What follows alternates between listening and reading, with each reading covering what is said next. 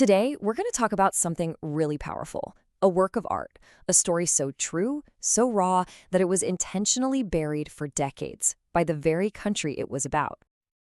And that really brings us to the core question here, right? What makes a piece of art so dangerous that it has to be erased from history? Well, back in 1951, the legendary choreographer Katherine Dunham created exactly that work. I mean, we're talking about a true visionary here. And she was about to go head-to-head with the U.S. government itself. All right, let's get into it. This is the story of Katherine Dunham's protest art and how a ballet was silenced by America. The ballet was called Southland, and look, this wasn't some subtle metaphor. No, this was a direct, unflinching look at one of the most horrific parts of American history, the lynching of a black man in the South. You really have to put yourself in that time period. We're talking the 1950s. Putting this on a ballet stage, that was revolutionary. Dunham was taking this high art form, which is often, about escaping reality, and she turned it into this incredibly powerful tool for protest.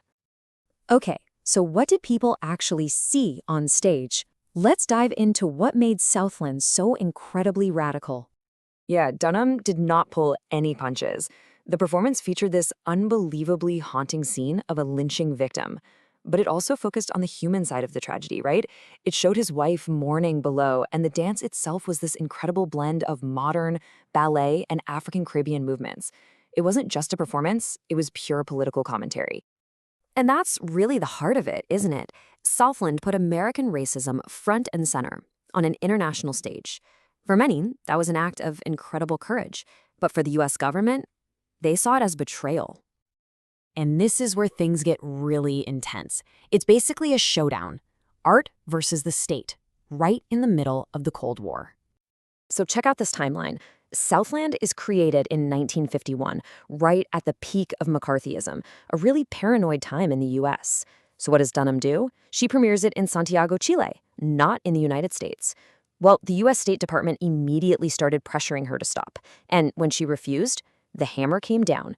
She was essentially blacklisted, risking her entire career and all of her funding. You can see the two missions were just on a collision course. Dunham's goal, expose racial injustice, tell an uncomfortable truth. The U.S. government's goal, project this image of a perfect democracy to the world, especially to counter Soviet propaganda. The Soviets were already pointing to American racism, and Southland, well, that was seen as just handing them the perfect weapon. So Katherine Dunham had a choice to make, a really tough one. She could have just dropped the ballet, kept her funding, kept her successful career going, but instead, she chose her artistic integrity over commercial success. She chose to tell the truth. But wow, the fallout from that decision was huge and lasted a long, long time. So that brings up a question. How does something like this even get rediscovered after being so completely buried? I mean, the way they suppressed it was just methodical. It was never performed in the U.S. during her lifetime. It was never officially filmed or documented. It was barely even mentioned in dance history books. It was, for all intents and purposes, erased from the landscape of American art. 70. Just think about that number. 70 years. That's how long Southland was kept off a U.S. stage. An entire lifetime. It's just staggering to think about. But that's not where the story ends, because just recently, the Cleo Robinson Dance Ensemble did something amazing.